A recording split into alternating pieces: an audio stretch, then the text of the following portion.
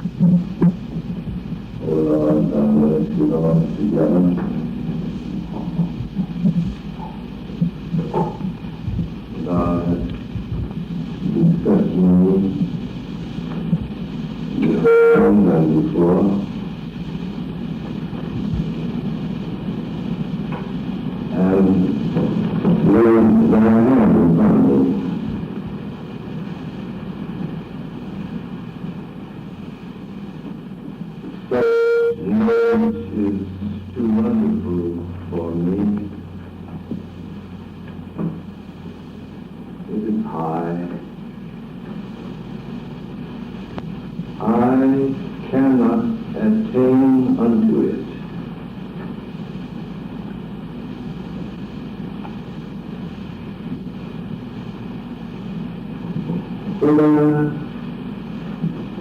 shall I go from thy spirit?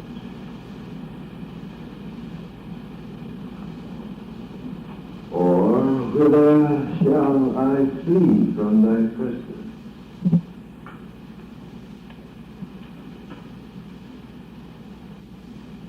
If I should ascend up into heaven, thou art there. If I make my bed in hell, behold, thou art there. If I take the wings of the morning and fly to the uttermost part of the sea, even there shall thy hand hold me, and thy right hand shall steady me. If I say, sure the darkness shall cover me, even the night shall be light about me. The darkness and the light are both alike to thee. For thou hast possessed my reins, thou hast covered me in my mother's womb, and in thy book all my members were written, which in continuous perfection, when as yet there was none of them, how precious also are thy thoughts unto me, O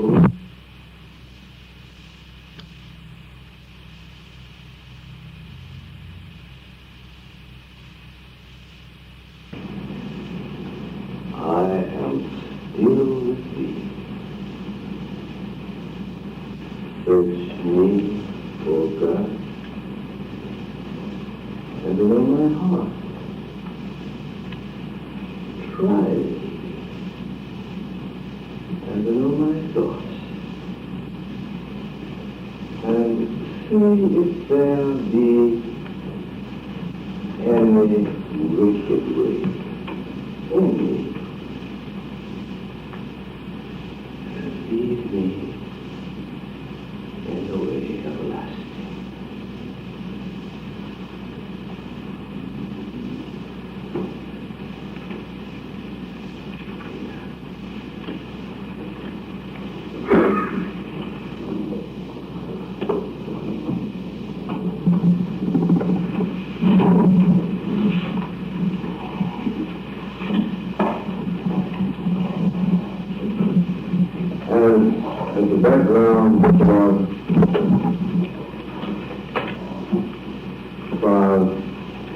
beginning tonight, I want to read two things.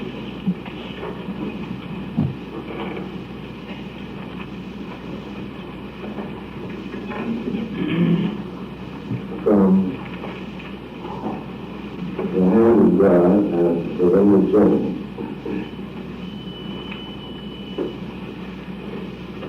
And my general feeling, hopefully for the needs of service of tonight, is this.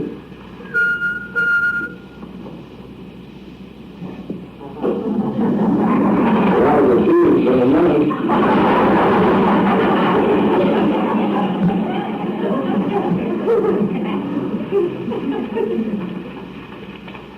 My general feeling tonight is that all that a man has is his life. All that a man is given is his life.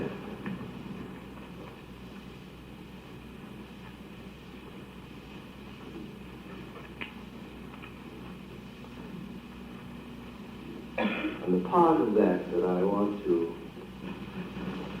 examine tonight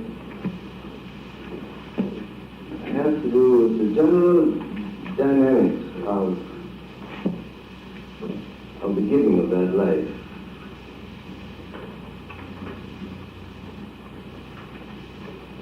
To God.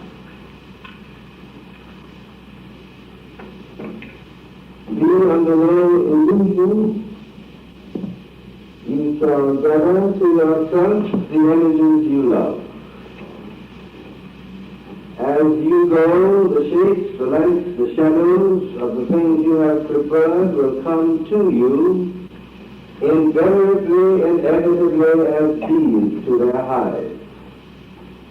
And there in your mind and spirit, they will leave with you their distilled essence, sweet as honey or bitter as gall. And you will grow into their likeness because their nature will be in you. As men see the color in the wave, so shall men see in you the thing you have loved most. In your smile and in your frown, the years will speak. You will not walk, nor stand, nor sit, nor will your hand move, but you will confess the one you serve. And upon your forehead will be written his name as by a revealing pen. Cleverness may select skillful words to cast a veil about you, and circumspection may never sleep. Yet will you not be hid? No. As year adds to year, that face of yours, which once, like an unwritten page, lay smooth in your baby crib, will take to itself lines and still more lines, as the parchment of an old historian who jealously sets down all the stories. And there, more deep than acids etch the steel, will grow the inscribed narrative of your mental habits, the emotions of your heart, your sense of conscience, your response to duty, what you think of your God, what you think of your fellow man, what you think of yourself. It will all be there. For men become like that which they love. And the name thereof is written on their brows. Men have believed in Nero and Napoleon. Men have believed in Tolstoy. Some have faith in fame and gain and pleasure. There are men to whom self-interest is the one creed and the one faith, the only one they can ever understand. Violence and contempt of law as means to their ends are believed in by some men. And there are men, nations of them, who believe that if they want goods, territory, aggrandizement, it is right and proper for them to go out with drums and guns and get them. Beliefs, yes. Men have their beliefs. What is it that I really and fundamentally stake my life and practice on as being the true and rewarding health and substance of things? What that thing is, or what that way is, or what that practice is, that is my belief. And according to my belief, it will be unto me. Because for better or for worse, out of a man's faith are the issues of his life. And then one more thing, and then we'll work a little while. In one of Philon's reflections, he writes, "What wilt thou have me do? I'm ready to do everything and to do nothing, to desire nothing and to desire everything, to suffer without consolation and to take comfort in the sweetest consolation. I do not say to thee, O God, I will perform the most difficult acts of self-denial, I will make striking changes in my conduct. It is not for me to decide what I will do. What I will do is to listen to thee and to wait the dictates of thy law." End of the quotation. The quality of life is also determined by that to which the individual is dedicated. If the dedication of the life is vague and diffuse, the qualities have to be poor and weak. There is much to be said for the intensity of life focus. It structures and defines where the individual places the living emphasis of his days. It may be that there has been developed no particular vocational emphasis in your life. It may be that one never has a job that provides food, shelter, and a modicum of personal security. It may be that there can be no change in such a situation for the duration of your life. Under such circumstances, it is easy to accept life as being without point and purpose. One waits in vain for some great challenge to lift one out of the weary rut that slowly deepens and finally engulfs. If something could happen to me, if I had something to look forward to, all life would be so different. But for me, there is nothing, and there never has been anything, ever since I can remember. These are the outbursts of many people. Thurman puts his finger on an important view. Granted that the daily round is monotonous, that the personal equipment is extremely limited, that all the options were closed so long ago, that there is no thing on the horizon that sounds the trumpet call to the great adventure or the high demand. Granted all of this, there is always available to the individual another alternative, even where options are frozen. One can make an offering of the self to God. Now this is far different from offering one's special talent, as important as that may be. It is more than offering the offering of resources, however great or limited they may be. It is to offer oneself, to put at the disposal of life, one's own life. Not merely one's needs, one's demands, one's frustrations, one's unresolved problems. But this is to say to life, here I am. I put myself at your disposal to be where I am, all of me. To do where I am with all of me. To respond to life where I am without bargaining or battering. This means more than being a beautiful son or daughter, or satisfied worker in a monotonous job. It means putting oneself at the disposal of the hours, of the days, of the months, to feel of their quality, to sense their demands, independent of what I demand, independent of what one thinks, should come back invisible. With this freedom of movement within one's own spirit, provision is made for the meaningful activity and the significant undertaking, all of this without any apparent change in one's external circumstances, and that's the issue. What wilt thou have me do? I am ready to do everything and to do nothing, to desire nothing, and man to desire everything.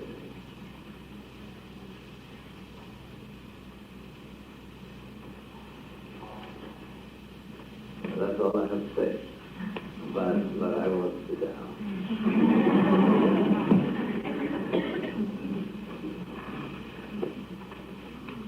The things that are true in any religion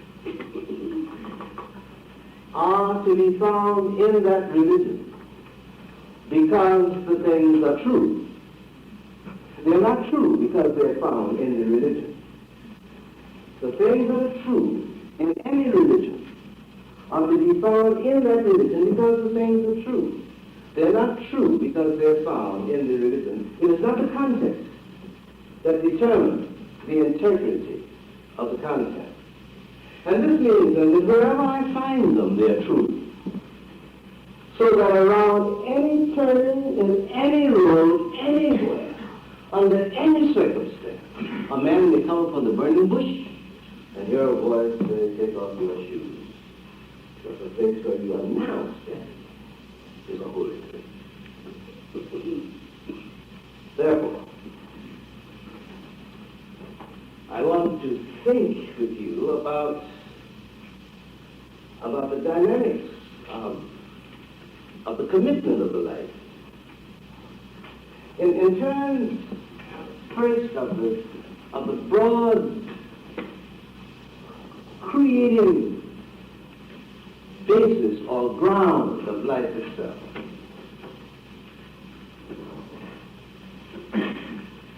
Rather than beginning initially to think with you in terms of the commitment of life in a limited or circumscribed, specifically religious or theological context. For it is my feeling that if I can locate the dynamics of commitment in the throb, the heartbeat, the ebb and flow of the life process, then within the religious context, when a man makes the surrender, instead of stretching himself out of shape, he comes to himself. And this is a very important distinction. So my first proposition on this journey is that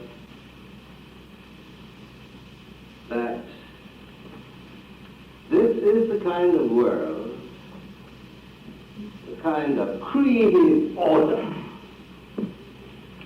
in which, when the conditions for the release of creative energy are met,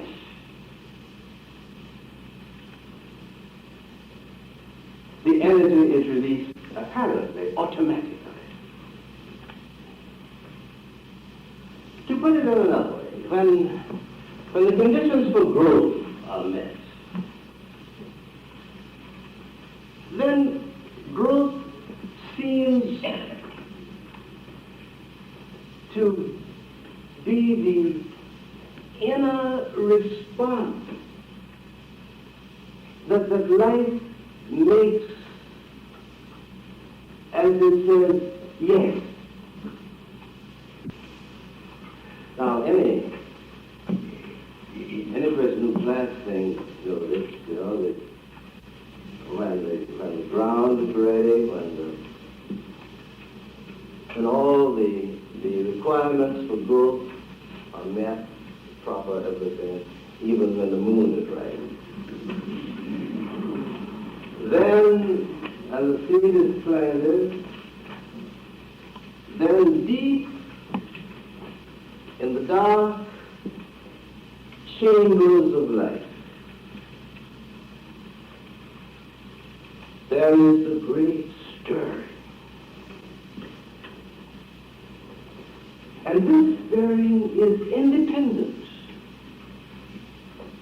of whatever may be going on in the mind of the planet.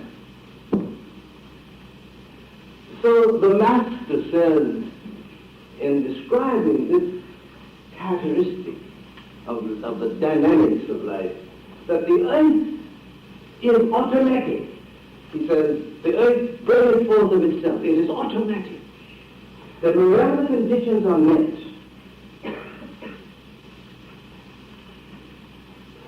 the thing goes to work.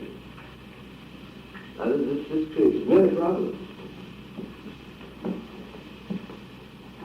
And I like to think about them even though it's night and you've been traveling and you're sort of sleepy. But just do the best you can. I will wait until I get through. And this is, you know, if you really get wind, it just take a quick one. But not a long one. You know, we may not take it. Now, where the conditions are met, the energy becomes available. So there seems to be an automatic something here.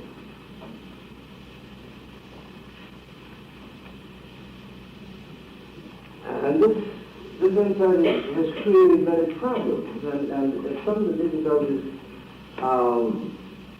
turn up way over another dimension, for in the whole mystical aspect of religious experience, we see it, the sharp issues made for the tightrope that the mystic walks is that there must be some primary, intimate relationship between the preparation, the readying, and the coming of the Spirit. And yet when you read them carefully, and when you listen to them carefully, and when you reflect upon the experience of your own inner life, you discover that there is no necessitous relationship. Now, not everywhere is important. There is no necessitous relationship between the preparation, readying, and the coming of the Spirit.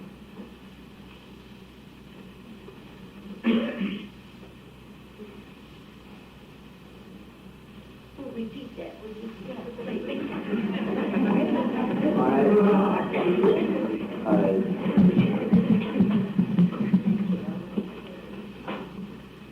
That when you read or listen to the witness of the mystics, or when you examine your own inner religious experience, you discover that there is no necessitous relationship, everywhere is important, no necessitous relationship between the preparation, the readying of the heart and the life, and the coming of the Spirit of the living God.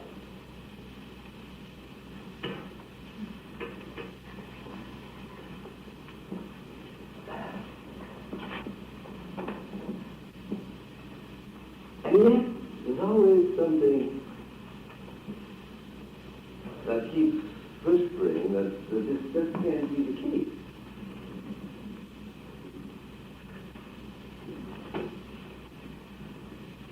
The only mystic I know who is bold enough to, in one place, to take a position, and you forget, this is really on the side, but I got over in that traffic now, I have to keep walking just a little while on the lane.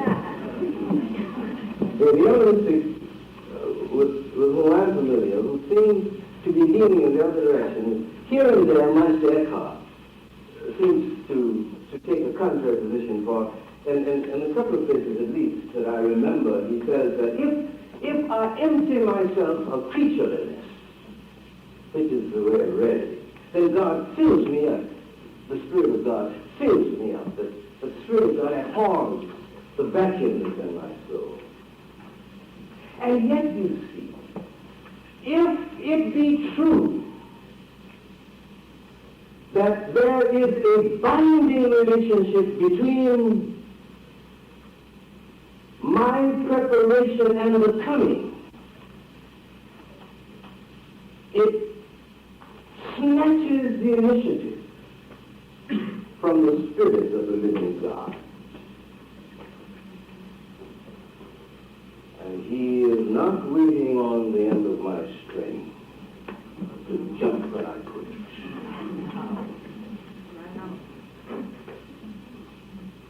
How to pray and not become a pressure group on God.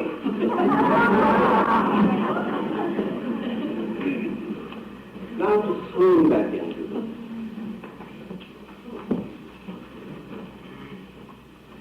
Where the conditions for growth and development are met, growth seems to follow automatically.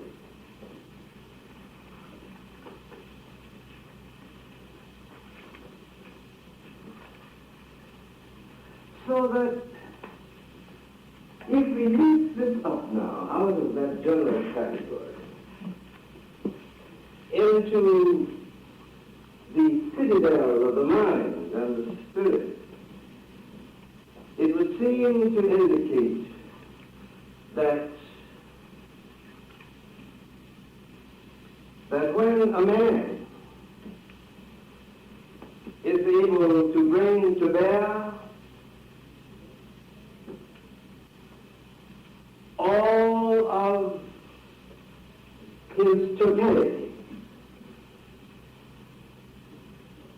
and to place himself utterly in absolute surrender to God,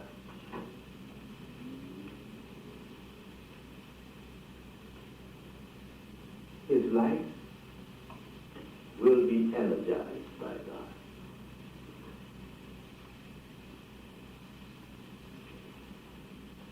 But there is a secondary thing that keeps gnawing at my mind. And that is that because of this automatic dimension, and I don't pretend to know the answer, but it's just really evident to my wrestling, that there is something that seems almost amoral about this. Now let me see how can I put this together. A man, if a man surrenders his life, if a man makes as fully as he's capable a total commitment to a single end,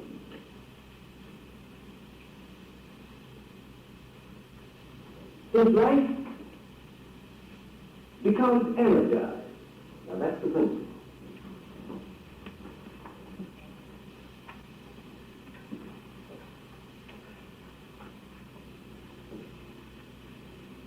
Dare I say that even if that single end is a bad end,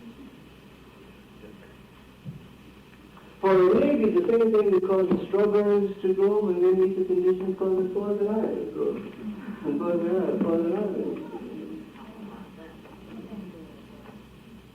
But of course, as a religious man, as a man who is working at trying to become a religious man, I don't think that it is possible for a man to make a finally total commitment to evil. Now, I may be naive, but I think there's something, well, anyway, that's what I think. Now, but the principle, if I can bring to bear, bring to a point of focus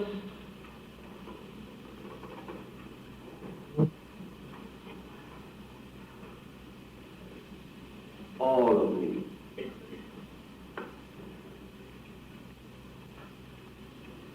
The vast creative energy of life of God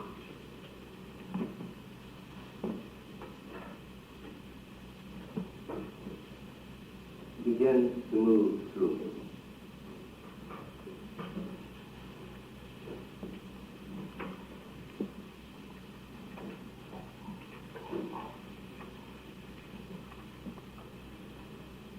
Now this is so powerful in the total orientation of the personality that a person can very subtly make a God out of commitment itself.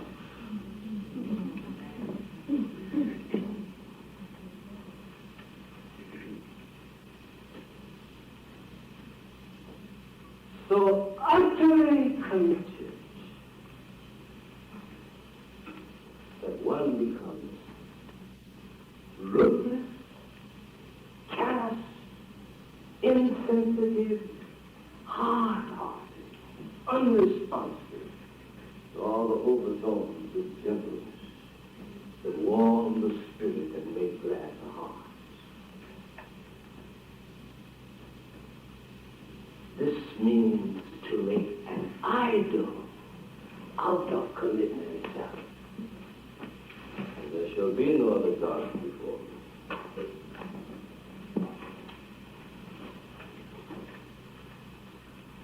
Now, part two.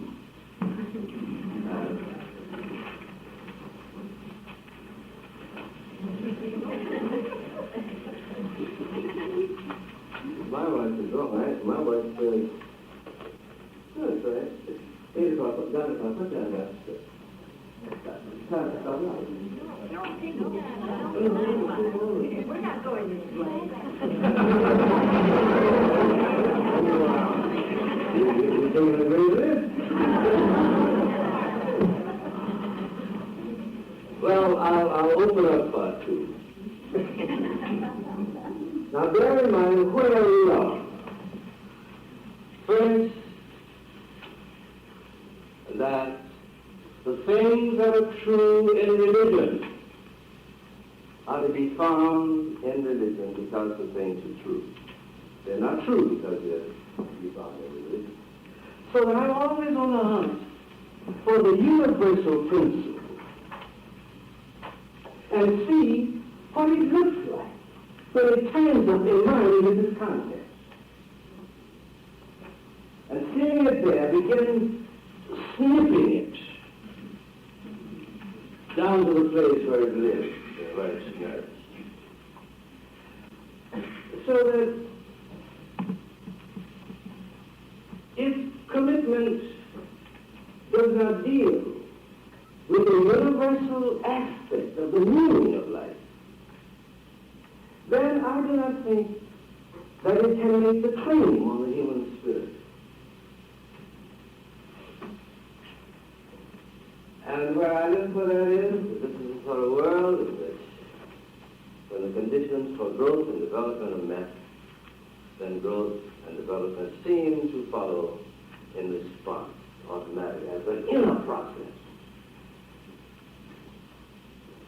Of course, in this sense, this is the kind of world in which the wicked do prosper.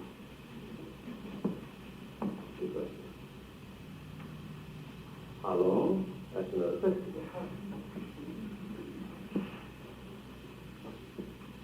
Let the wheat and the tares grow up together. And as you look at them on their way to maturity, you can't tell one from the other. Oh, Jesus was so wonderful. Just knew so much about so many things. Now, part two. There can be no commitment without a basic assumption. And that assumption is that I am me. that I have laid claim to me, that I am not an alien in my own house, that I do not seem to myself to be anonymous.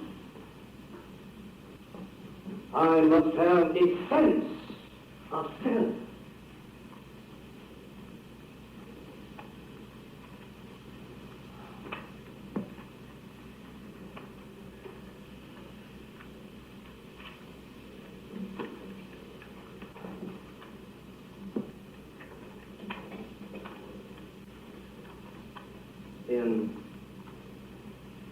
In a book written by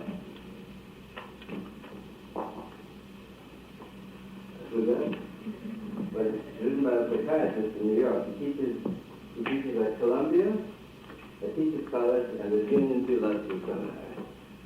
And the book is called something.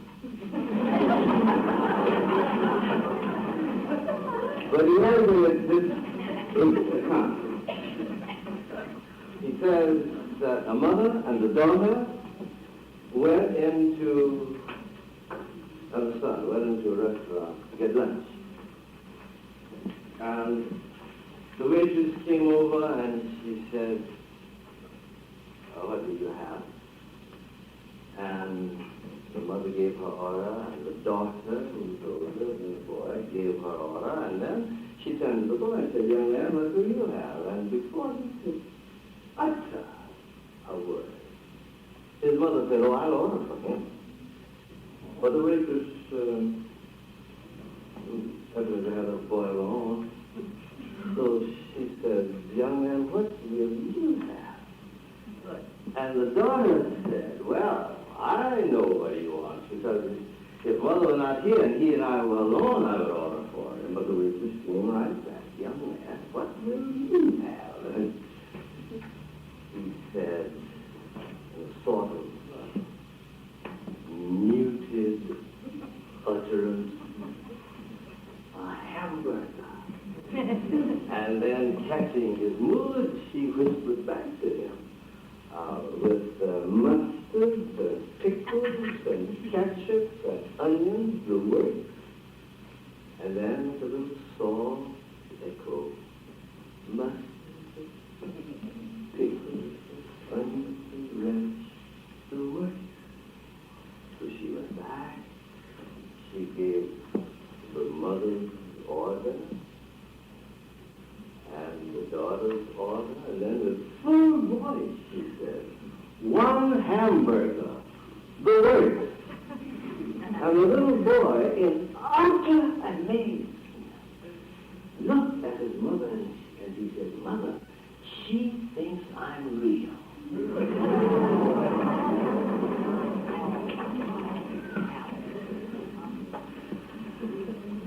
Anonymous. So that before we can talk about urging people to make the surrender of the self to God, some kind of major psychic and spiritual surgery must be performed so that a self can be born.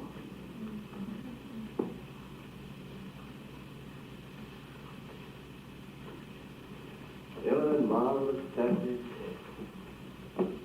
in the book where the Master and his disciples are coming along this road, and when they make a turn in the road, they see this strange, half-wild man.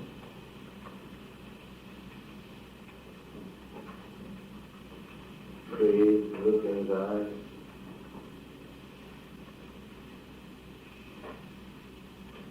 Chains dangling from his wrists.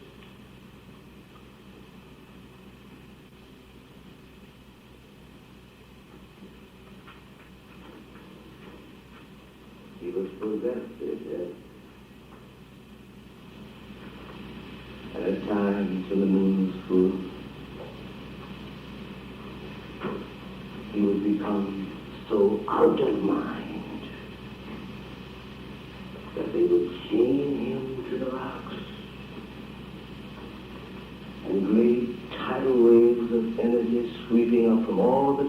tides of all the waters would course through his body and would break these chains and go shrieking through the hills like an animal in pain.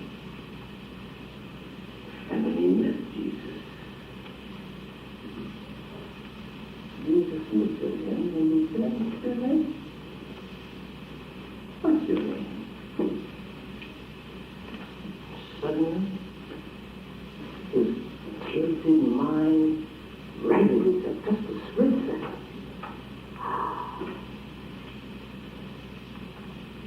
That's it. I don't know.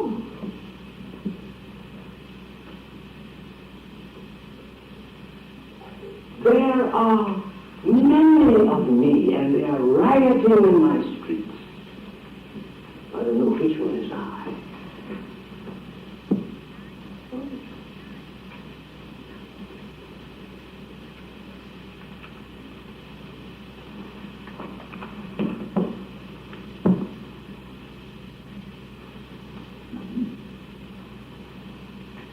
I can't surrender if I have no sense of self.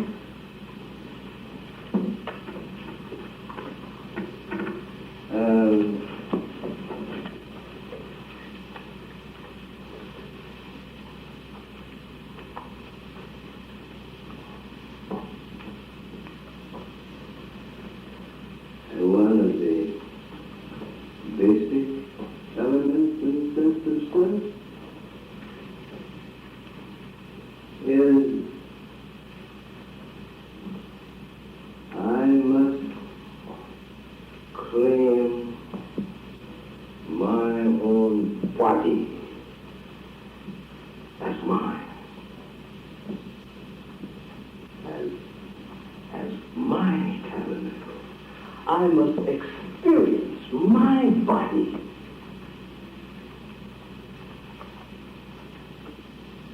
as mine. Not as the state's,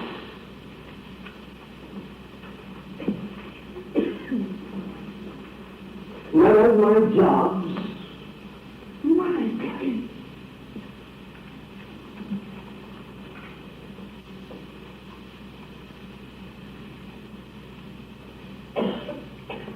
This is why when men wish to destroy other men,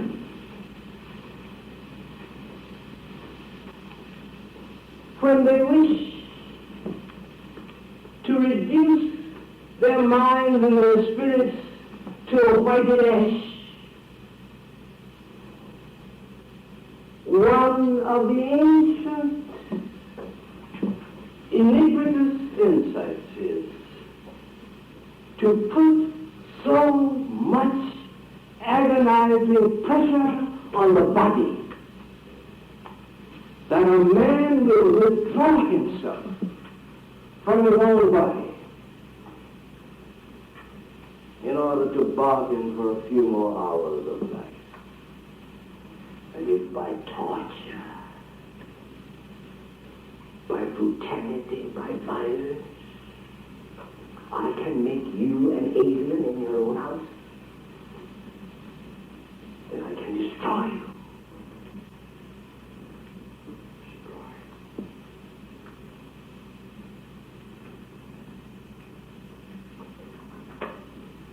In accordance with my own timetable.